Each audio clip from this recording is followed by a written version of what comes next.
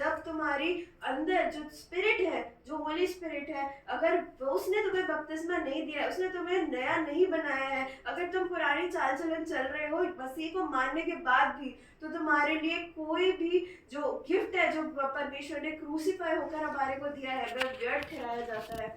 और इसीलिए हमें ये करने की जरूरत है, हमें ये समझने की जरूरत है कि जो कोई मसीह में है वह नई सृष्टि है। और अगर नई सृष्टि होने के बाद भी अभी हम ऐसा कोई काम कर रहे हैं तो हम बॉर्न अगेन क्रिश्चियन नहीं है। क्रिश्चियंस पता परमेश्वर को जो मानने वाले हैं, लेकिन जो नए सिरे से जो बॉर्न हुए हैं, बॉर्न अगेन, वो ही परमेश्वर के राज्य में प्रवेश करने वाले हैं। और पिता परमेश्वर हमें बताते हैं कि उनके पाप ढापे गए हैं। क्या ही धन्य है वह पुरुष जिसके पाप ढापे गए हैं। परमेश्वर जिनके पापों को क्षमा करता है, जो अपने आप को नम्र बनाते हैं, वही स्वर्ग के राज्य में जाने पाएंगे। और ये शिक्षा बहुत बहुत महत्वपूर्ण है, क्योंकि कई लोग जो है इससे वंचित थे। जो फरीसी थे वो ऊपर से बहुत अच्छे से काम करते थे, लेकिन वो अंदर से नहीं मांगते थे। और उनको सिखाने के लिए कि तुम जो है खुद तो जाते नहीं हो स्वर्ग में, लेकिन जो जाना चाहते हैं उनके भी डोर को ब्लॉक करते हो।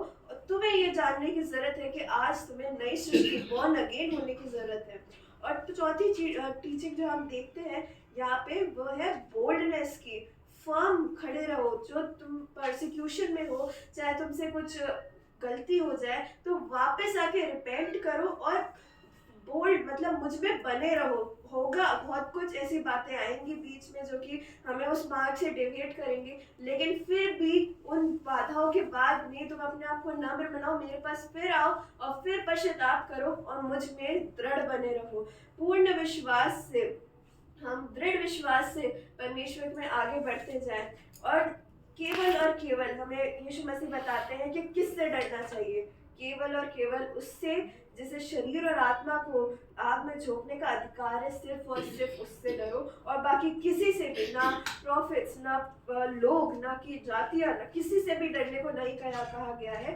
केवल और केवल परमेश्वर से, जिसे अधिकार है कि वह हमें नरक में डाल सकता है। हम देखिए भजन संहिता 40 उसकी 10वीं आयत में लिखा है,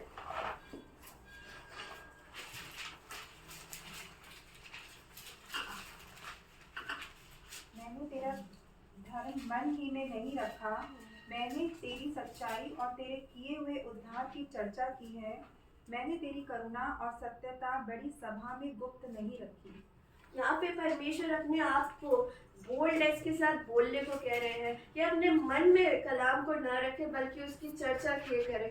जब कोविड वायरस आया तो हमारी कलीसिया ने केवल कन्वेंशन मोड से उठ के कि हाँ ऑफलाइन ही करते थे, लेकिन हम ऑनलाइन पे आए ताकि और लोगों को जो नहीं आ सकते, तो वह खोलने वाला प्रभु है बहुत से रास्तों को। और यहाँ पर दाऊद कहता है कि मैं अपने मन में नहीं रखता इस कलाम को, इस जीवन को जो तुमने मुझे, परमेश्वर ने हमें दिया है, कि हम अपने आप को बदल सके और एक नए सिरे से अपने आप को बनाने वाले हो सके। इसे मैं मन में नहीं रखता कि आपने मुझे कितने ही पापों से हमें क्षमा किया है। इसे मैं चर्चा में लाता हूँ, इसे मैं बताता हूँ अपने चाल चलन से, चाहे बोल के। परमेश्वर के पुत्र यीशु मसीह भी हमें यही बताते हैं कि तुम अगर प्राण देने तक विश्वास योग्य रहोगे तो मैं तुम्हें जीवन का मुकुट दूंगा। सिर्फ और सिर्फ विश्वास योग्य रहने से, बोल्ड खड़े रहने से, लास्ट तक, प्राण देने तक, मतलब मृत्यु तक। परमेश्वर के पुत्र हमें बताते हैं कि मृत्यु तक तुम्हें एक चीज को पकड़े रहना है, वो है मेरे को। मेरी बोल्डनेस तुम्हारे अंदर होनी चाहिए और कोई फियर नहीं है। तुम्हें सिर्फ एक चीज से डरने की, परमेश्वर से डरने की जरूरत है। और हम देखते हैं मत्ती उसका 10 उसके 22वें आयत में लिखा है,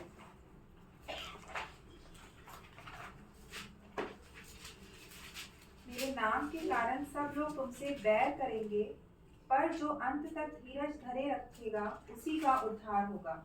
आमीन। सिर्फ और सिर्फ धीरज धरे रहेगा और परमेश्वर के नाम को पकड़े रहेगा। हम देखते हैं स्टिफनुस, जो कि first martyr of the church था, जिसे पहले बार परमेश्वर के कलाम को सुनाने के लिए उसे मार दिया गया था।